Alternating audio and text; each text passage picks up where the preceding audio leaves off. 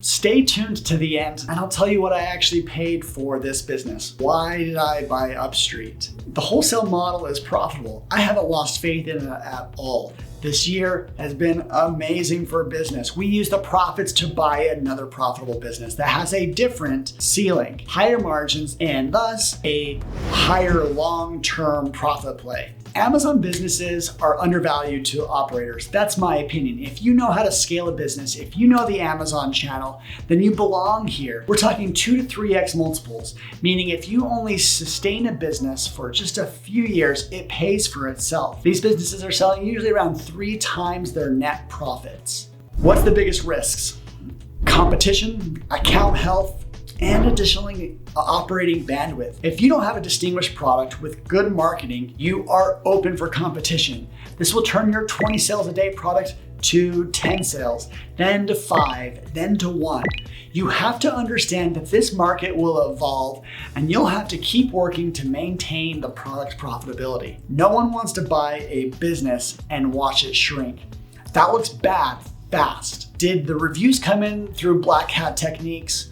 Are they maintaining position by doing giveaways? You have to do a deep dive to really figure out if this is an above board business. Operations. How do they do their orders? How many others are required to keep that ship sailing? Buying a business sounds great until you realize you're buying someone else's headaches. What do I look for to make sure that this is worth it? First off, I knew the seller personally, and so there was a lot of trust. But to keep that trust, we brought in a broker, Primera Group. They made sure it was priced competitively and actually shopped it out for proposals. We were scared that we were going to lose this deal. As some of the Amazon aggregators, someone that you've probably heard of, were interested in this deal. Ultimately, we had the best offer. We showed the owner the fastest way that he could transition out of the business. We have a clause that for 2 months, we get 16 hours a week of his time.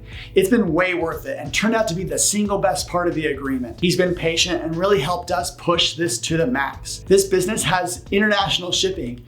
It has Amazon in Europe and so much potential that the owner couldn't always capture. We're ready to take this to the next level and use our expertise to execute in other markets. And believe me, a lot of the techniques that I've showed in this channel about our wholesale, about Buyboxer, about our agency, that all just gives us more advantages so that we know we are the best operators for this and we can turn in their profits and 2x them. Another thing is that we didn't pay for it all at once. We did 3 installments over the course of the next 12 to 18 months. This is gonna help the sellers pay less in taxes. They also weren't ready to have 7 figures in their bank account overnight. This also helps us put more money into the business from day one to make sure it continues to do well. I looked over their catalog very closely. Some products have achieved their upside.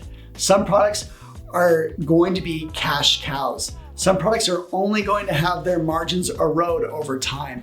We didn't just buy these products but we also bought the sourcing pipeline, the relationships with manufacturers that are creating new products, the capabilities to ship containers overseas.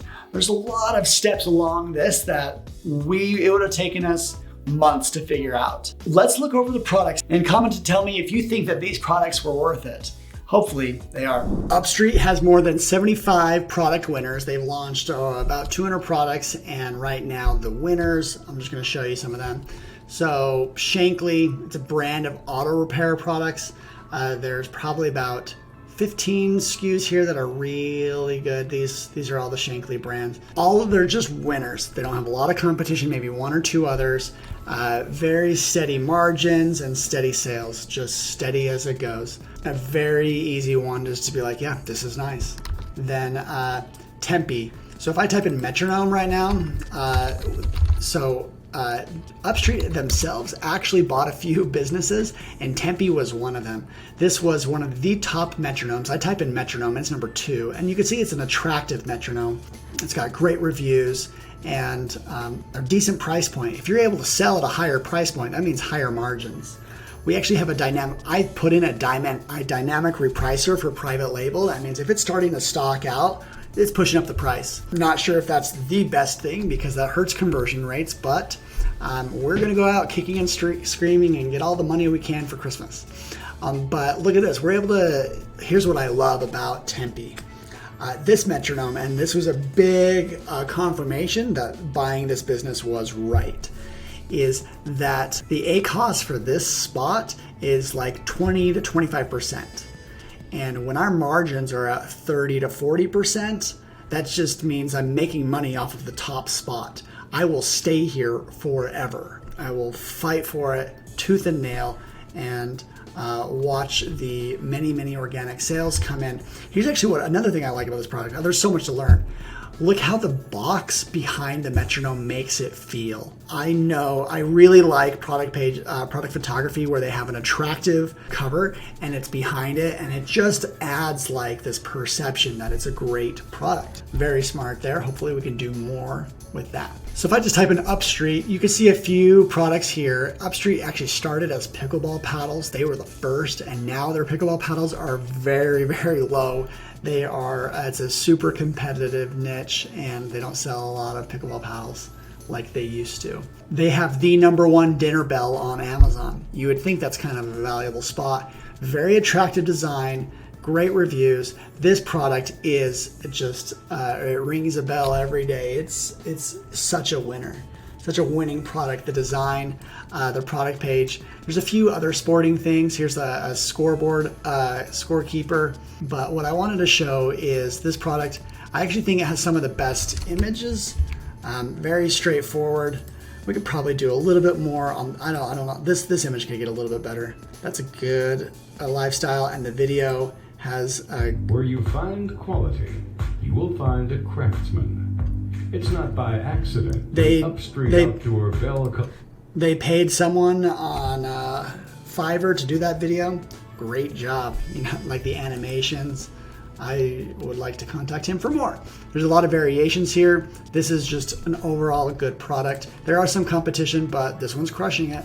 As you can see, it's a very diverse catalog, which was very attractive because if one or two products goes away, then not a big deal. They have some stuffed animals. This is Christmas. This is selling like crazy right now. As you can see, my dynamic repricer is doing some things. We were selling at $13.95, still profitably, but I'm like, well, let's sell it for more. Didn't really start to affect rank until we get into $22.95. That's where we lost the buy box. I just reduced it. And then here's another Christmas product. You know, it's a stuffed animal. Stuffed animals, we're doing pretty well with them. There's a lot of sellers in the category, so don't think that you're going to just win it overnight. But this is overall a really good product. This proves no one could come in here and just do exactly the same thing because it has a book with it. You know, I think if you're going to the stuffed animal, I think any product that you have, the more intellectual property you can attach onto it, the better. I could go on, but you can see there's a lot of solid products. There's some more total winners, and then there's some that are in the middle tier that are still profitable, and this is just kind of the business. And our goal is to take, this catalog of 80 products and, double it and triple it and just like really scale that. And that's kind of what I teach and talk about every day on Amazon. So here is the Upstreet catalog.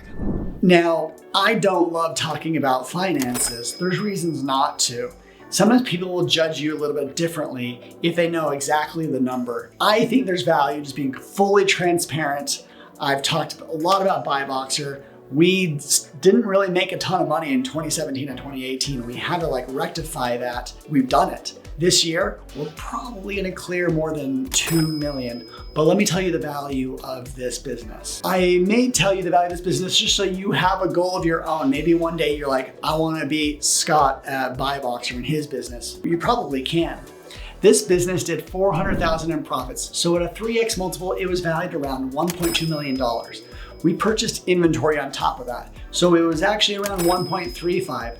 And then there's a few more details when you go into the valuation, but that's what it cost. We paid out of pocket $450,000. We do have more payments that we owe. We are likely gonna do a mixture of financing and paying out of pocket. That's to be determined. Looking to do an SBA loan, which have very attractive rates. Now, $1 billion has been raised to buy Amazon businesses. This hasn't fully pushed up the price on businesses just yet. I'm not seeing higher multiples talked about, but at some point I think it will. The pandemic has certainly pushed eyeballs as to what's going on Amazon land. Upstreet won't be able to fully take advantage of that right now because we just bought it, but I think it will continue to be a smart play. Most think that Amazon is increasingly difficult to launch products on. I think that's true and false. I'll cover that in other videos, but as you can see, owning these products will give me tons of videos to cover. And I'm totally public about what products I have. I don't really understand why people cover up what they sell. It's all public information on Jungle Scout, Helium 10, and Smart Scout will also just show you the volume. How does this affect how you might be doing business? First off, the skills of Amazon are transferable. Just because you're in one business type doesn't mean you can't do another. I know some very smart and successful people that left private label and joined wholesale. It's not all roads lead to one way kind of thing. I'd say it's assessing risk, opportunity, diversifying, and whatever gives you a challenge.